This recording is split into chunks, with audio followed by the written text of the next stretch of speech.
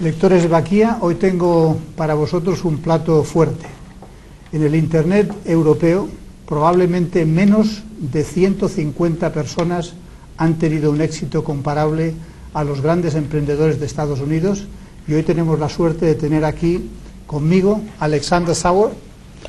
Alexander Sauer es una de las personas que ha hecho más por el Internet europeo.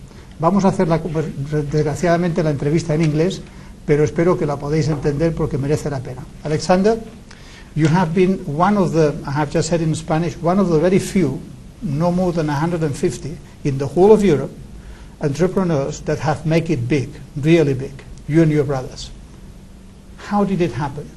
How did you come to the idea? When did you decide to work with your brothers together? And how did you develop something so successful? It was really, in Germany we have quite a conservative business culture, and when we were young and we wanted to start our own company, people would tell you, you go into an insurance business and you learn for 10 years, or you go into a bank or a logistics company, and then you come up with your own idea and you start something. And we were too impatient to wait that long, and when we finished with our studies in the late 90s, we read about Silicon Valley, and we read about what was going on in the US, and there were these new internet models emerging.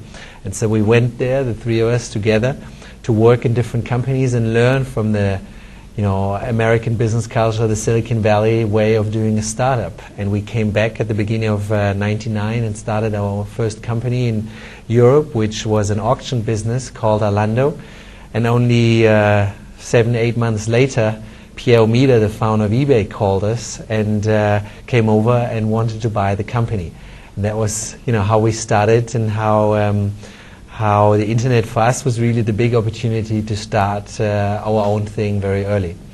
And after the acquisition, after eBay bought the company, we stayed on for a while as managing directors for eBay Europe. And then we decided we didn't want to be employees anymore. We wanted to have our own company again. And we started our second company that was called Jamba, and it became the largest mobile entertainment company outside of Japan. So it was a company that offered ringtones, games, dating over the mobile phone. And it was an idea that we had seen because in Japan and Scandinavia, wireless technology was a lot more advanced than in the rest of Europe and in the US.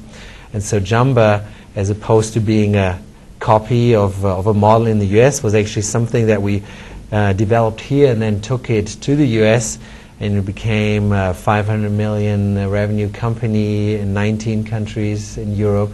And so that was our second experience with having our own company. And within Jamba, we started one of the largest dating sites in Europe, a company called iLove.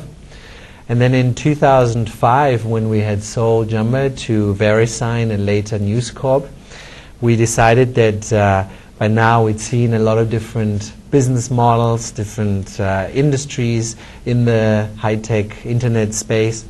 And we decided that we would use that know-how and the contacts and the capital we had built to become investors and to really promote entrepreneurship in the European internet scene and invest at a very early stage, but also in growth stage.